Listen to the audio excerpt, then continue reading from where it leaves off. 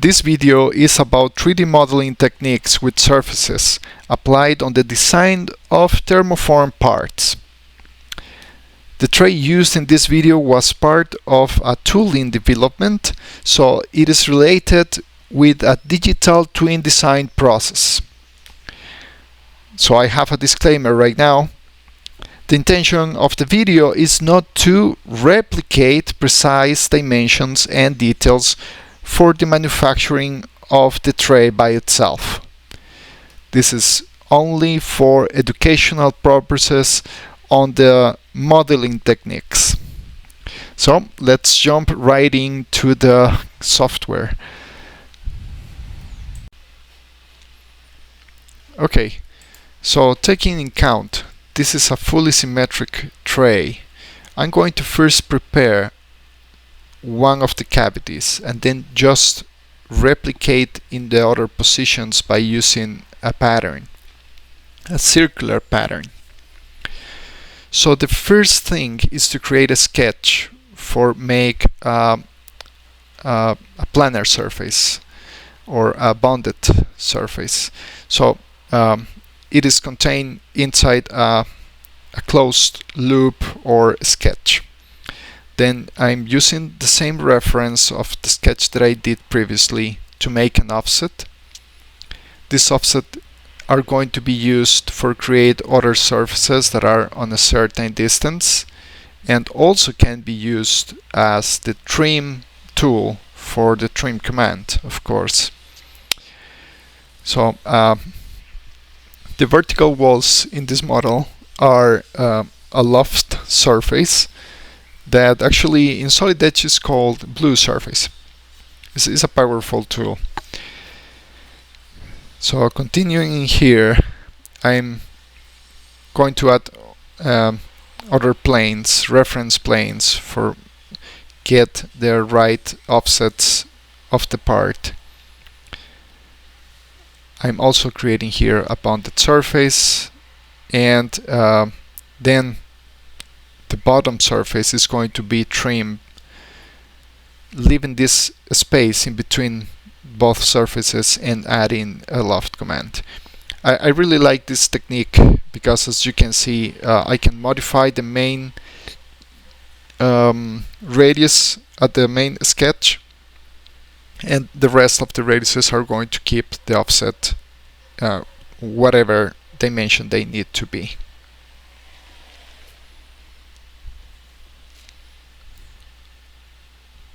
This tray has a 45-degree cut in the corners, as shown in here. So what I'm preparing is a 45-degree reference for create a plane, and from this plane what I plan to do is to create an extrusion that later is going to be used as our reference for doing the trim, and the body of the cavity is also going to trim that surface. So we are going to create this planar surface very easily, and the most important thing, it is going to be consistent even if the 3D model requires some adjustments or changes. There we go. You can see I don't need a strange I don't need the precise input on the angle. I just need the references that can be easily taken with a caliper. There is the surface that I was mentioning, and now I'm going to use the another sketch for create the offsets, because this feature is going to affect the bottom of the part, as you can see here. So we keep using sketches, trim surface, bonded surfaces, and the loft command. Okay, I did the trim. I'm cutting, as you can see.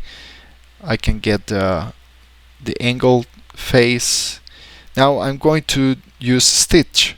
It's another command that is going to bond or unify different surfaces that are in contact in between them. They need to be in contact. Okay, so I got the cavity. Now I'm going to add rounds, but only the rounds that has a relation with this cavity. Okay, so hold on, I forgot to add a feature at the bottom. So I'm going to use same techniques, but in this case I'm going to do a rectangle. It's going to be aligned to the geometry, and also having a common collinear condition against the edge of the part. Now on a elevated plane with an offset of 2 millimeters, I'm going to add another rectangle, and that one is going to be connected with the loft command or blue surf. I was exploring to try to just give the angle, copy the angle from the other face, but since it is not a precise input, I better create a sketch on that surface, create a rectangle, create a bounded surface that is going to be used later for the cutting of the detail. Okay, once this is ready, what I need is to unify this. So as the first thing, we need to cut the bottom of the main body. There you go. Okay, so now we can add rounds. Cool. So rounds are recommended to add at the end of your modeling. So they are not going to interfere in the future. If you add rounds and then project geometries or use geometries and those rounds changes, and that could become a little bit messy for your 3D model. So now I'm going to make the pattern, circular pattern of the cavity, and now we use the stitch command for make sure that they are going to be together. So I was explaining something, I don't remember what it was. Okay, so now let's make the contour, the sweep, the lip all around the tray.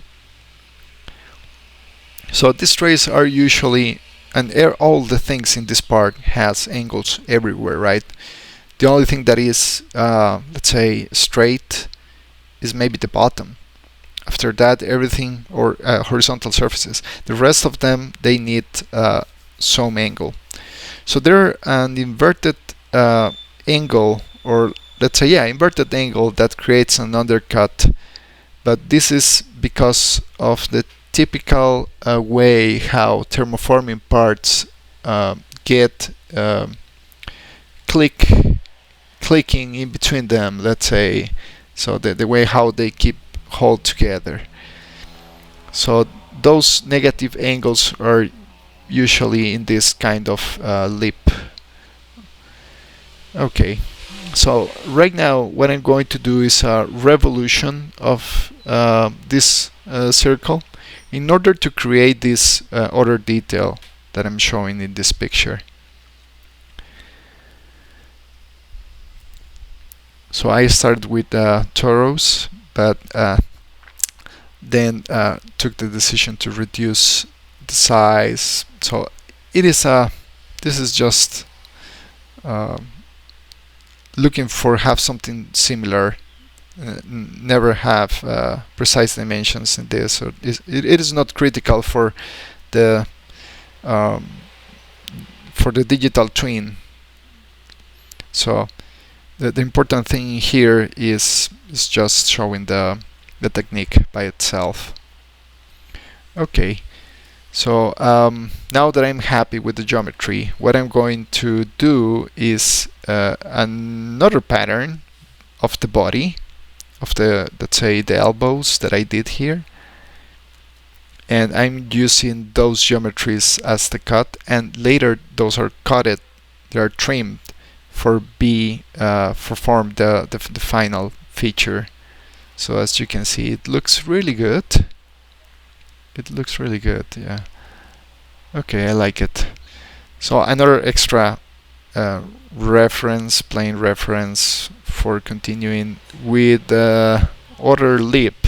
It has an extra lip, but that lip is not going to be all around the counter. It is going to be with a discontinuity in one of the sides. Okay, so here I'm just creating the geometry of the cross section of the loft.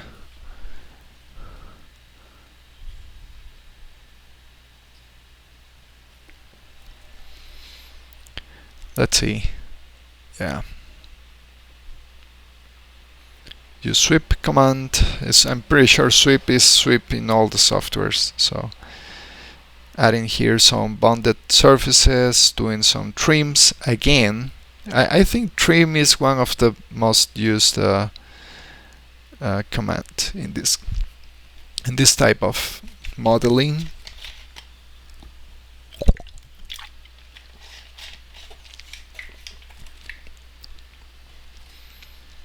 Now I'm dealing with a problem with this surface. It seems to be trimmed. I try to change the parameters of the stitch. You can make sure that the trim by itself is going to happen as a unifying things that are tangents or coplanar.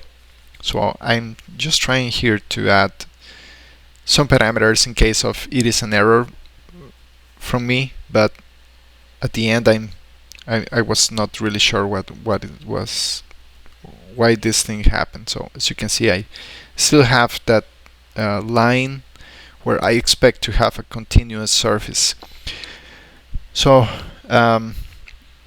yeah, I tried several things, trying to project geometry and making sure that they're using the right thing, the right reference, but nope, didn't work.